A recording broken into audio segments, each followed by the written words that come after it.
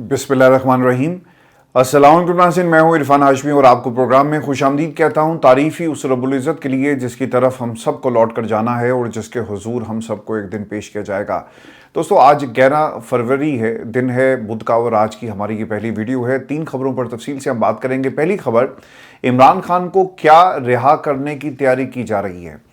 गुज़श्ता 12 दिन में पसे पर्दा क्या कुछ हुआ और रिहाई के 15 इशारे, ये इंडिकेटर्स क्या हैं और क्या टाइमलाइन है इन वाक़यात की, ये तफसील मैं आपके सामने रखूंगा। और फिर 8 बड़े बैठकर क्या फ़ैसला करते हैं, इन मुलाकातों में क्या कहा गया, इसका भी एक जायज़ा आपके सामने रखेंगे। और फिर क्या इमरान खान को बाहर भेजा जाएगा, ऑप्शंस क्या मौजूद हैं, अल-शिफा से उनका इलाज करवाया जाएगा, ख़ानदान के लोग क्या कह रहे हैं और हमने पिछले 15 दिनों में किस किस्म की डेवलपमेंट्स देखी है, इसकी मुकम्मल तफसील मैं आपके सामने रखूंगा। लेकिन दोस्तों, प्रोग्राम के इब्तिदा में आप तमाम दोस्तों से दरखास्त है कि आप इरफान हाशमी ऑफिशियल को ज़रूर सब्सक्राइब करें। हमारा 1 मिलियन का टारगेट है and by the end of this year अल्लाह ताला के हुक्म से आप तमाम दोस्तों के ताउन से हमें से ज़रूर अचीव करेंगे। और जाकर आपने इरफान हाशमी टॉक्स को भी देखना है। और गज़ा में जिस तरह से कीमियाई हथियार इस्तेमाल किए गए, जो शवाहिद इंटरनेशनल जो न्यूज़ एजेंसीज़ हैं वो रिपोर्ट कर रही हैं, इस पर हमने एक वीडियो बनाई है, जाकर इसे ज़रूर देखिएगा। और फिर डोनाल्ड ट्रंप का ख़ानदान किस तरह अमीर हो रहा है, इसका भी मुकम्मल हाल अहवाल हमने अपने उस वीडियो में आप तमाम दोस्तों के लिए इकट्ठा किया, जाकर इसे ज़रूर देखिए। वो आपको खबर ये दें कि अडयाला जेल में 3 मुलाकातें हुई हैं। पहली मुलाकात इमरान खान बुशरा बीबी, दूसरी मुलाकात बुशरा बीबी और उनकी फैमिली के साथ, और फिर तीसरी मुलाकात इमरान खान और सलमान सफदर की हुई है। जो पहली मुलाकात खान साहब की हुई है अपनी अहलिया के साथ, तकरीबन आधा घंटा ये मुलाकात जारी रही। दोनों ने एक दूसरे का हाल अहवाल पूछा और इस मुलाकात को जेल के कॉन्फ्रेंस रूम में करवाया गया। और जो दूसरी मुलाकात थी वो बुशरा बीबी और उनकी फैमिली की करवाई गई, जहां से आपको खबर मिली है कि इमरान खान की आंख को जानबूझकर ख़राब किया गया और ये जो बीमारी की तशख़ीस बर वक्त नहीं की गई, इसमें जेल इंतज़ामिया का हाथ है। और जो विजन के ब्लर होने की खबर आ रही है वो भी ख़ानदान के लोगों ने ही बाहर आकर अलीमा बीबी और बाकी लोगों को पहुंचाई थी कि इमरान खान की आंख में ये जो वो बार बार कह रहे हैं ना कि धुंधलापन आ गया, तो ये रिपोर्ट वहीं से हुआ। जो तीसरी मुलाकात है वो सलमान सफदर की और फिर इमरान खान की तकरीबन 3 घंटा तक ये मुलाकात हुई है, जिसमें कानूनी पहलुओं का जायज़ा लिया गया। और फिर जो जेल की लिविंग कंडीशंस हैं, इसके ऊपर भी अब एक रिपोर्ट सलमान सफदर साहब जो हैं वो तैयार कर रहे हैं, जिसे अदालत में जमा करवाया जाएगा। और दोस्तों, आज की इस नशिस्त के अंदर मैं आपके सामने 15 वाक़यात रखूँगा। इन वाक़यात से हमें ये समझने में आसानी होगी कि क्या वाकई हालात इमरान खान से डील की तरफ बढ़ रहे हैं या सिर्फ एक बयानिया बनाया जा रहा है और NRO 2 का सिर्फ नाम इमरान खान को बदनाम करने के लिए लिया जा रहा है, और क्या वाकई इमरान खान कोई डील कर रहे हैं। अच्छा, पहली चीज़, आज बुशरा बीबी ने क्या कहा। मरीम नवाज़ भट्टू जी उनकी बहन है, उन्होंने एक ट्विटर पर अपना एक बयान दिया। वो क्या कहती हैं कि हमारे ख़ानदान ने आज बुशरा बीबी से मुलाकात की। खान साहब आज पहले से उनसे मिल चुके थे। उन्होंने एक बार फिर इमरान खान साहब से उनकी सेहत पर शदीद तहफ़्फ़ुज़ात का इजहार किया। इंजेक्शन लगने के बाद भी उनकी जो आंख है वो 10% भी बेहतर नहीं हो सकी। ये बिल्कुल ज़रूरी है कि इमरान खान साहब जल्द अज जल्द अपने ज़ाती डॉक्टर्स तक रसाई हासिल करें। मैं PTI के रहनुमाओं से दरख्वास्त करती हूँ कि वो इस मामले को उठाने के लिए अदालतों, इंसानी हकूक़ की तंजीमों, बैनुल-अक़वामी मीडिया तक पहुँचे। खान साहब को फौरी तिब्बी निगहदाश्त की ज़रूरत है। ये एक बयान जो था वो मरीम रियाज़ भट्टू की तरफ से आया। ऑब्वियसली इन्होंने बात की होगी बुशरा बीबी की फैमिली से, जो बेटी मिलकर आई हैं उनसे पूछा होगा, तो उसके बाद उनको ये बयान जो है वो जारी करना पड़ा। दोस्तों, अब अलीमा खान ने अडयाला के बाहर जो गुफ्तगू की वो क्या कहती हैं कि जब हमें पता चला कि इमरान खान की आंख का मसला है तो हम अगर तब अदालत से रुजू की बजाय अगर तभी शदीद शोर मचाते तो आज हालात डिफरेंट होते।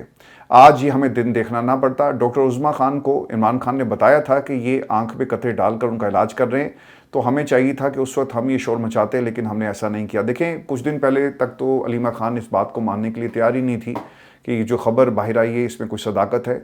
और जो असद हैं उन्होंने बल्कि कहा कि पाकिस्तान तहरीक इंसाफ के अंदर बहुत सारे लोग जो हैं वो मुझे ना सिर्फ तनकीद का निशाना बना रहे हैं बल्कि कह रहे हैं कि ये पाकिस्तान की इस्टेब्लिशमेंट का टाउट है। अच्छा देखें, लोगों ने ये तो इल्ज़ाम लगाने शुरू कर दिए कि कौन टाउट है, कौन कहाँ से खबर लेकर आया, लेकिन किसी ने इस तरफ तवज्जो नहीं दी कि हम इमरान खान की सेहत के हवाले से कोई कैंपेन चलाएं या कम से कम जोर डाला जाए इन लोगों के ऊपर कि वो इमरान खान का इंडिपेंडेंट इलाज करवाएं। और जब इमरान खान ने अपनी बहन को ये बताया था कि उनकी आंख में तकलीफ है और जब उनसे सवाल किया गया तो मेरा ख्याल है कि उसी वक्त ये मामला उठाया जाना चाहिए था, लेकिन ऐसा नहीं हुआ। दूसरी चीज़, अलीमा खान ये कहती हैं कि हमारा इंतहाई सख्त मुतालबा है कि हमारी रेड लाइन है کہ عمران خان کا علاج اور تشخیص صرف ماہر ڈاکٹر سے کروائی جائے۔ یہ مطالبہ نہ غیر انسانی ہے نہ حقوق سے بڑھ کر ہے۔ اس میں قباحت ہی کیا ہے کہ آپ علاج عمران خان کا کیوں نہیں کروا رہے؟ عمران خان کا فوری علاج ہی چاہیے، اور یہ مطالبہ لے کر ہم پرسوں سپریم کورٹ آف پاکستان جا رہے ہیں۔ آپ دیکھیں جی سپریم کورٹ آف پاکستان اس پہ کیا جواب دیتا ہے، یہ الگ معاملہ ہے، لیکن ایک چیز اس میں بڑی واضح ہو گئی کہ پاکستان کے اندر عمران خان کی صحت کو لے کر جتنی جو کچھ لوگ سپیکولیٹ کر رہے تھے اور جو خبریں باہر آئی وہ یہ ہمیں بتاتی ہیں کہ عمران خان کی صحت بالکل ٹھیک نہیں ہے، ان کی ایک آنکھ ضائع ہو سکتی ہے، اور اس لیے اب پاکستان کے اندر ایک ہیش ٹیگ بھی چل رہا ہے ہیلتھ ایمرجنسی عمران خان کے نام سے، اور لوگ اب یہ مطالبہ کر رہے ہیں کہ انہیں الشفا یا کسی ہسپتال میں منتقل کیا جائے، اور جب تک ان کا علاج نہیں ہوتا ان کو اپنے ماہر ڈاکٹرز کی نگرانی میں جو ہے ان کا علاج کروایا جائے۔ اب عمران خان کا علاج ہوگا یا نہیں ہوگا یہ کچھ دنوں میں ہمیں پتہ چل جائے گا، اور سپریم کورٹ آف پاکستان کے ذریعے شاید یہ فیصلہ دیا جائے اگر یہ فیصلہ آتا ہے، کیونکہ یاد ہوگا دوستو آپ کو کہ پچھلے کچھ مہینوں سے جب بھی سپریم کورٹ یا اسلام آباد ہائی کورٹ جا کر کوئی درخواست دیتے ہیں تو اسے فکس نہیں کیا جاتا۔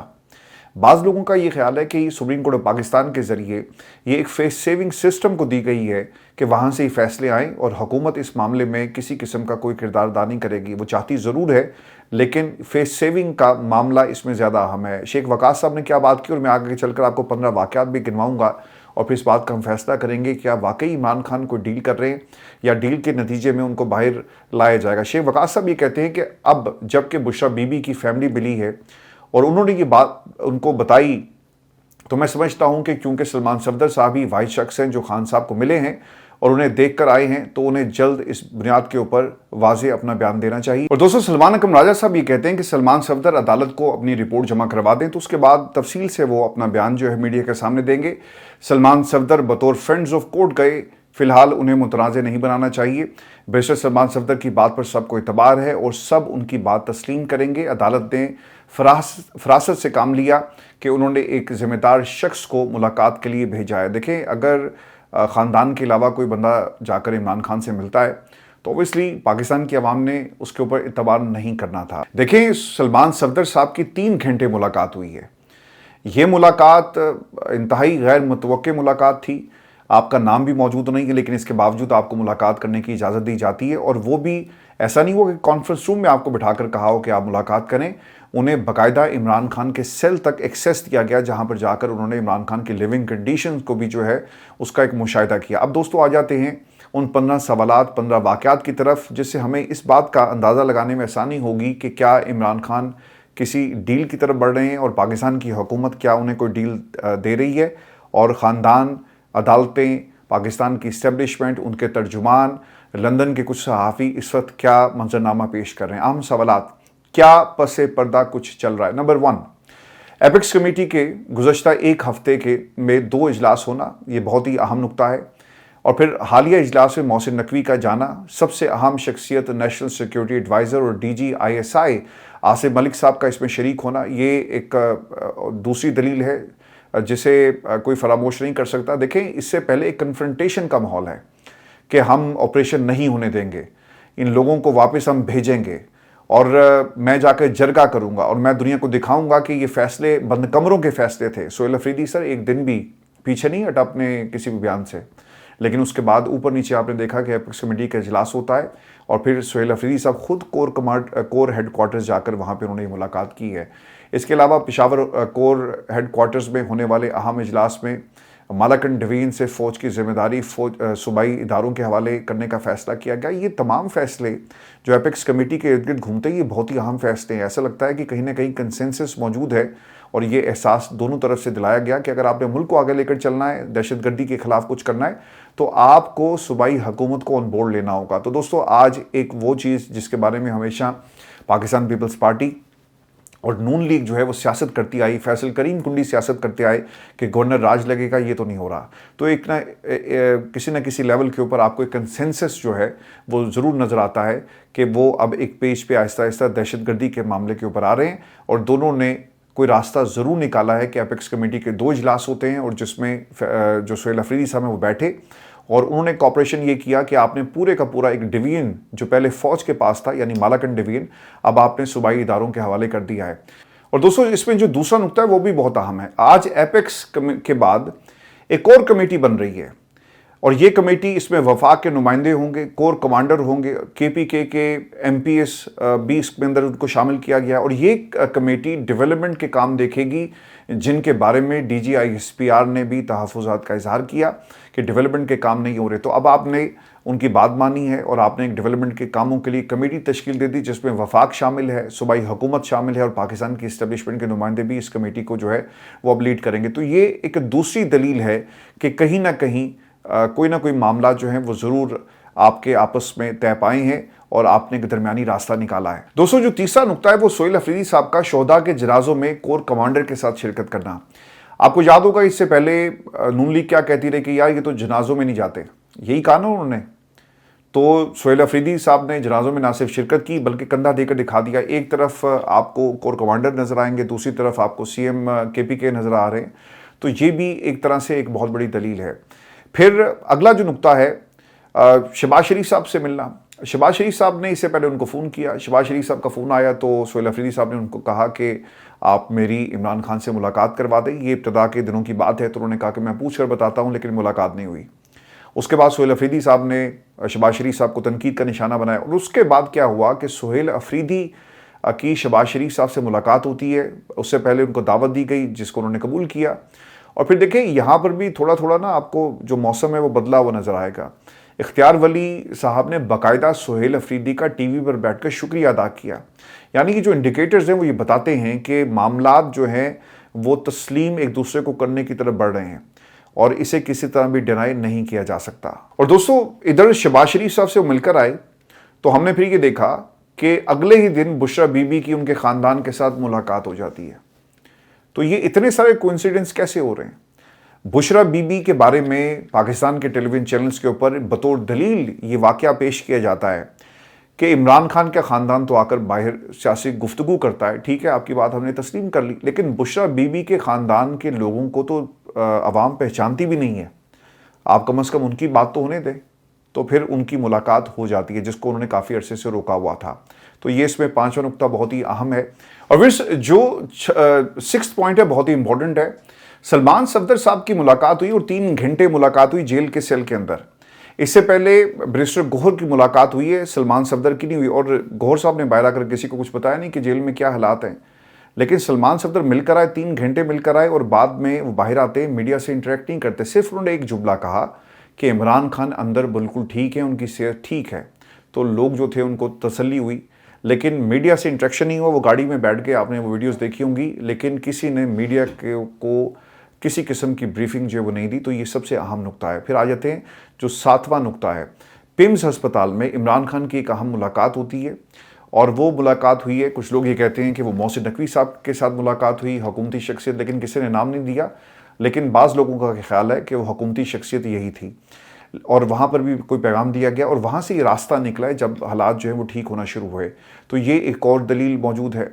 फिर जो 8वां नुक्ता है कि पहले सोहेल अफरीदी का धरना, फिर अचकज़ई का ये कहना कि इमरान खान की तबीयत बिल्कुल ठीक है और उन्होंने कहा कि ये सिर्फ स्पेकुलेट किया जा रहा है, ये सिर्फ एक प्लानिंग के मुताबिक इमरान खान के साथ ये बात जोड़ी जा रही है कि शायद उनकी सेहत ख़राब हो गई, लेकिन ऐसा कुछ भी नहीं है। इमरान खान बिल्कुल ठीक है और ये झूठ बोला जा रहा है, प्रोपेगेंडा किया जा रहा है। जिसके बाद वो वीडियो जारी हुई जो हमने आपको दिखाई थी कि सोहेल अफरीदी नाराज़ होकर एक तरफ बैठे हैं, दूसरी तरफ सलमान सफदर साहब बैठे हुए थे। तो उन्होंने इसे मानने से इनकार कर दिया और फिर एक वीडियो पैगाम जारी हुआ कि इमरान खान बिल्कुल ठीक हैं और उनकी सेहत के ऊपर एक इस वक्त जो है वो स्पेकुलेशन की जा रही है, झूठ बोला जा रहा है। इसमें हकीकत का कोई आपको रंग नज़र नहीं आएगा। और व्यूअर्स, ये जो 9th पॉइंट है ना, ये सबसे अहम पॉइंट है। और हमने पाकिस्तान तहरीक इंसाफ के ना बयानात, ये जो 8 फरवरी का एहतजाज है ना, इसके हवाले से बदलते हुए देखे। अगर आप देखें, शुरू में क्या ऐलान किया गया कि स्ट्रीट मोबिलाइजेशन को अपने अरूज पर ले जाओ और इतना ऊपर ले जाओ कि जब आखिरी कॉल आएगी तो लोग बाहर निकलेंगे। यही था ना, और लोगों ने ये एक्सपेक्ट किया, उनकी एजम्पशंस ये थी कि शायद 8 फरवरी को वो एहतजाज और फाइनल कॉल आने वाली है। लेकिन एकदम से शफी जान का बयान आना कि भाई ये हमारी कॉल नहीं है, ये तहरीक तहफ़्फ़ुज़ पाकिस्तान की कॉल है। आप उनसे पूछें, ये पाकिस्तान तहरीक इंसाफ की कॉल नहीं। और तहरीक इंसाफ ने भी कहा कि फ़ैसले अलामा राजा नासिर अब्बास करेंगे और उसके बाद अचकज़ई साहब करेंगे, इसका पाकिस्तान तहरीक इंसाफ से कोई ताल्लुक़ नहीं है। तो ये कॉल का ना आना, किसी एहतजाज की कॉल ना देना, ये भी एक सबसे बड़ी दलील थी। और अगर आप देखें ना कि KPK के अंदर खुर्रम ज़ीशान साहब ने सड़कें बंद की, تو وہاں پر پولیس پہنچ جاتی ہے اور ان کو روکا جاتا ہے. تو یہ بھی اس کے اندر ایک بہت بڑا معاملہ تھا اور یہ بھی ایک بہت بڑی دلیل ہے کہ حالات جو ہیں وہ ایک طرف ان کی جو بہتری ہے، اسے بہتری کہیں یا معاملات کسی پیچ اپ کی طرف بڑھ رہے ہیں، تو دوستو یہ بالکل بھی غلط نہیں ہوگا. اور دوستو جو 11واں نقطہ یہ بہت ہی امپورٹنٹ ہے. رانا صاحب کا ایک بیان، پھر طارق فضل چودھری صاحب ان کا ایک بیان. انہوں نے کہا تھا جی کہ 8 فروری کے بعد ان کی ملاقات ہو جائے گی اور 8 فروری کے بعد ان کی ملاقات ہوگی. یہ اس بات کی طرف اشارہ ہے کہ شاید کہیں نہ کہیں معاملہ طے پا رہے تھے. ان کو یہ معلوم تھا حکومت کے لیول پر کہ ہم نے 8 فروری کا انتظار کرنا ہے. اگر انہوں نے ہماری بات مان لی، 8 فروری کو یہ سڑکوں پر نہیں آتے تو ہم پھر ان کی ملاقات کروا دیں گے. تو وہ جو آزادی کی لڑائی تھی، جو تحریک چل رہی تھی کہ ہم نے حقیقی آزادی دلوانی ہے، تو وہ ساری آ کر رکی ہے ملاقات کے اوپر، جو ملاقات کروا دی گئی. لیکن یہ ایک بہت بڑی دلیل ہے اور حکومت کا اتنا زور دے کر کہنا کہ 8 فروری کے بعد ان کی ملاقات کروا دی جائے گی. اور اس سے پہلے رانا صاحب تو یہاں تک کہہ رہے تھے کہ اگر یہ اسی طرح چلتا رہا تو شاید ان کی ملاقات نہ ہو. تو ہم 8 فروری کا انتظار کر رہے ہیں. جو انہوں نے ہم سے وعدے کیے ہیں یا تو ان کے اوپر عمل کریں اور ہمیں کر کے دکھائیں. کوئی جو ایک ٹرسٹ ڈیفیسٹ پایا جاتا ہے وہ پہلے ایک طرح سے گین کیا جائے گا، ٹرسٹ گین کیا جائے گا دونوں طرف سے، اور پھر ہم آگے بڑھیں گے. تو انہوں نے 8 فروری کی کال جو تھی اس طرح سے نہیں دی. ہڑتال کی، شٹر ڈاؤن ہڑتال کا اعلان ہو جاتا ہے اور اس کے بعد رانا صاحب کی بات سچ ثابت ہوئی اور عمران خان کی ملاقات ان کے کم از کم وکیل سے کروا دی گئی ہے. ہاں، بہنوں سے کیوں نہیں کروائی گئی یہ آنے والے دنوں میں چیزیں مزید کلیئر ہوں گی، لیکن ایک ملاقات جو 3 گھنٹے تک جاری رہی، یہ ملاقات اس بنیاد پر جو ہے وہ کروائی گئی. اور دوستوں پھر سپریم کورٹ پاکستان، یہ 10واں نقطہ بھی دیکھیں. غیر مؤثر سمجھا جانے والا مقدمہ اچانک اتنا مؤثر کیسے ہو جاتا ہے؟ چیف جسٹس یحییٰ فریدی صاحب نے سلیمان صفدر کی ملاقات کروا دی. درخواست تو تھی جی یہ لطیف کھوسہ کی، اس میں کھوسہ صاحب کو نہیں بھیجا گیا، سلیمان صفدر صاحب کی ملاقات کروا دی جاتی ہے. تو آپ نے اس نقطے کو بھی یاد رکھنا ہے. پہلے یہ کہنا کہ وکلا کتنے کیسز لڑے، سیاسی لوگوں کو بات چیت کرنی چاہیے، یہ سلیمان صفدر صاحب نے کہا تھا. انہوں نے ہاتھ کھڑے کر دیے تھے. انہوں نے کہا جی کہ یہ جو وکیل ہیں وہ 300 کیس تو نہیں لڑ سکتا. اب یہ جو سیاسی لوگ ہیں آپس میں بیٹھے ہیں اس کا حل نکالیں، اور اگر آپ یہ حل نہیں نکالیں گے تو یہ تماشا لگا رہے گا. تو اس کے بعد پھر حکومت نے اور پاکستان میں طاقتوروں نے ایسا لگتا ہے کہ یہ راستہ نکالا. دوستو 11واں نقطہ، مشاہد حسین سعید صاحب کا بیان کہ طیب اردوان نے عمران خان کی رہائی کی بات کی. اچھا، اب اس میں خاندان کے لوگوں نے تو اس کو ڈینائی کر دیا. اب اس میں بات کتنی سچ ہے جھوٹ ہے یہ تو حکومت جانتی یا طیب اردوان صاحب جانتے.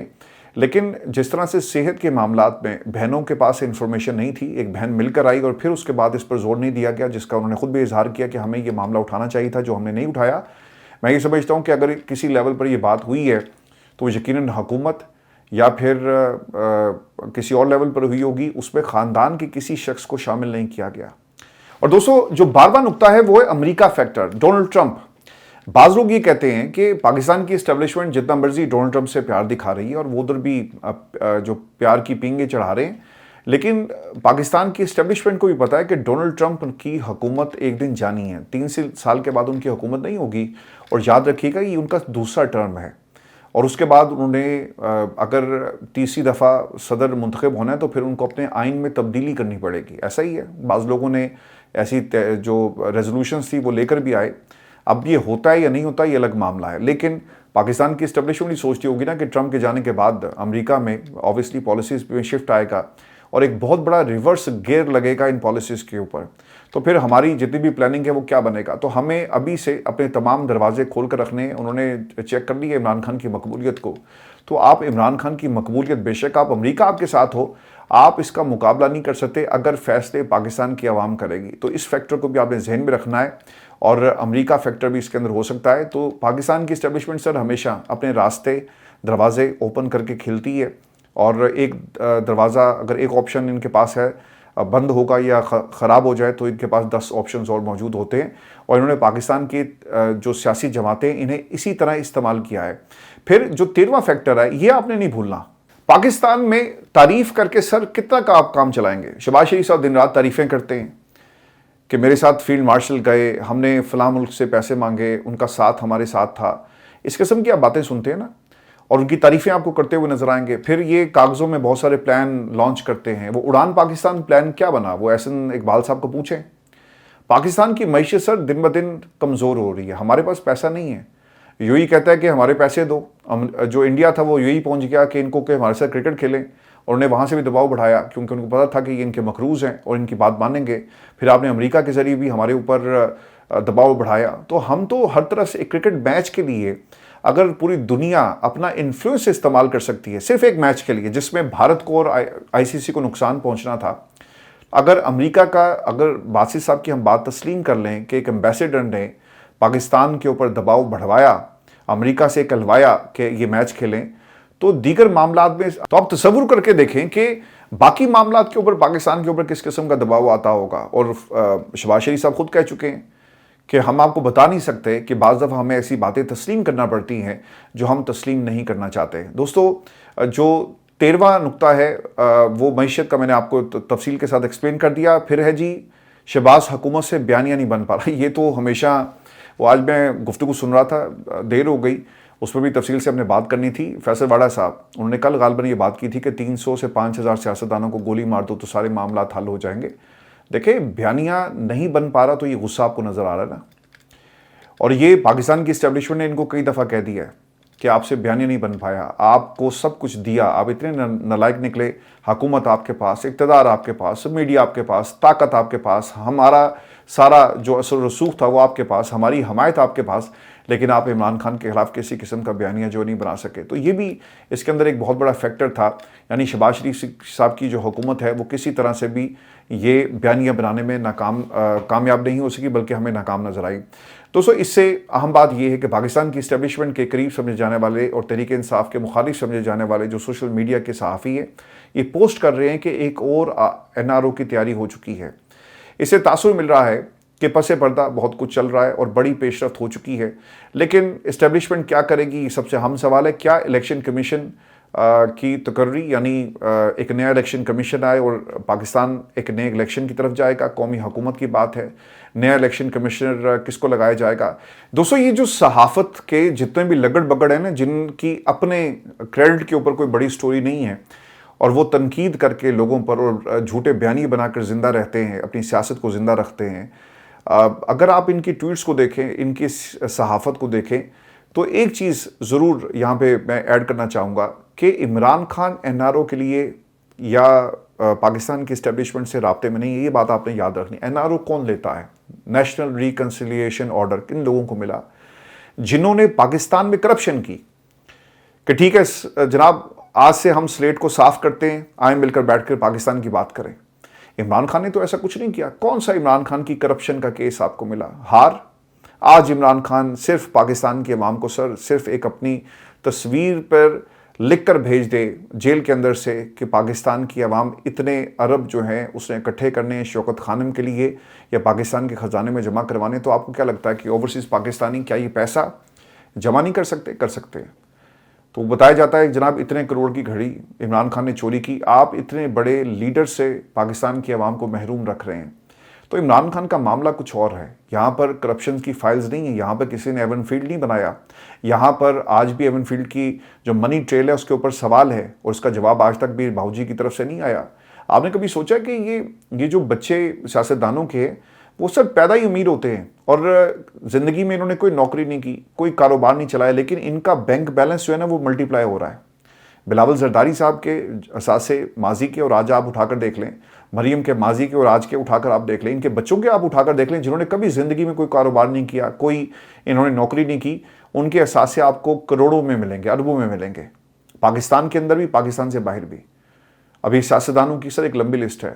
عمران خان کے ساتھ تو کوئی ایسی چیز نہیں لگی ہوئی. بعض لوگ یہ کہہ رہے ہیں جی کہ لندن ویا لندن یہ پلان ہو رہا ہے. اب مجھے نہیں پتا یہ سٹوری جو ہے اس میں کتنی صداقت ہے, لیکن میں دوستو کچھ روز پہلے آپ سے کہہ چکا ہوں کہ جمائمہ کو اور ان کے بیٹوں کو ضرور ان چینلز کو استعمال کرنا چاہیے اور کوشش کریں کہ عمران خان کی رہائی کا کوئی راستہ نکل سکے. اب وہ کہاں سے ہو رہا ہے میرے لیے, اگر یہ تمام باتیں جو فیکٹرز ہیں اور اگر کہیں نہ کہیں معاملہ تصفیہ کی طرف بڑھ رہا ہے اور ان کی صلح ہو رہی ہے اور ان رزلٹ عمران خان کی رہائی ہوگی, تو دوستو اس سے کوئی بہترین بات نہیں. لیکن یاد رکھیے گا کہ عمران خان کا باہر آنا کسی ڈیل کا نتیجہ نہیں ہے. ڈیلیں وہ کرتے ہیں جن کو ترلوں کے ساتھ, جن کے فائلیں پاکستان کی اسٹیبلشمنٹ کے پاس کئی سالوں سے پڑی ہوئی ہیں, جن کو بلیک میل کیا جاتا ہے اور وہ کمپرومائز ہوتے ہیں. وہ اپنی حکومتوں کو قربان کرنے کی صلاحیت نہیں رکھتے, بلکہ ان کی حکومتیں گر جاتی ہیں. عمران خان کی تو حکومت کو خان صاحب نے کئی دفعہ کہا کہ میں قربان کر دوں گا، اور کر کے دکھائی۔ یہ فرق ہے آپ کو NRO لینے والوں میں اور عمران خان کی، اگر اس ڈیل میں اگر یہ ڈیل ہو رہی ہے۔ لیکن چیزیں اتنی میچور نہیں ہیں، کچھ زیادہ اس کو جو ہے نا وہ ایک طرح سے اس کا شور مچایا جا رہا ہے۔ جو آپشنز ڈسکس ہو رہے ہیں اس میں بعض لوگ کہتے ہیں کہ شاید عمران خان کو باہر بھیج دیا جائے گا، لیکن مجھے ایسا نہیں لگتا، کیونکہ پاکستان کی اسٹیبلشمنٹ سر کبھی بھی یہ غلطی نہیں کرے گی۔ یہ کوئی عمران خان نواز شریف تو نہیں ہے کہ آپ نے ایون فیلڈ کے ساتھ ہی ایک دفتر میں بیٹھ کے گپے شپے لگانے ایک دربار بنا لیا تھا، جہاں آپ آلو گوشت کھاتے ہیں، جہاں سارا دن بریانیاں چلتی ہیں، اور پھر شام کو آپ گھر چلے جاتے ہیں، مطلب کے سوالات لوگوں سے ان کو کہتے ہیں کہ جا کر پوچھو۔ تو یہ تو عمران خان ہے، وہ دنیا کے مختلف پلیٹ فارم سے بات کرے گا، تھنک ٹینک سے ملے گا، حکومتوں سے ملے گا، یہاں کے سربراہان مملکت سے ملے گا، دنیا میں ٹریول کرے گا اور پاکستان کے حالات دنیا کے سامنے رکھے گا۔ تو یہ غلطی پاکستان کی اسٹیبلشمنٹ کبھی نہیں کرے گی، یقیناً انہوں نے بھی اس کو گیج کیا ہوگا۔ اور جہاں تک معاملہ ہے، جو زیادہ سمجھ میں آتا ہے کہ شاید عمران خان کو ہسپتال کا ایکسیس دیا جائے اور وہاں پہ انہیں رکھا جائے، جو کہ ضروری بھی ہے۔ لیکن دوستو، میری جو اپروچ ہمیشہ سے رہی ہے کہ عمران خان کو باہر آنا چاہیے، چاہے آپ اسے ڈیل کہیں، NRO کہیں، جو مرضی اسے نام دیں۔ عمران خان سر جیل میں نہیں ہے، ہونا چاہیے، وہ جیل کے لیے نہیں بنا، وہ پاکستان کی عوام کی خدمت کے لیے بنا ہے، تو اسے ہر صورت باہر آنا چاہیے۔ دوستو، یہ ہماری آج کی نشست تھی، اپنے کمنٹ ضرور بھیجیے گا۔ دوپہر کو آپ سے ملاقات ہوگی، اجازت دیجیے، اللہ نگہبان۔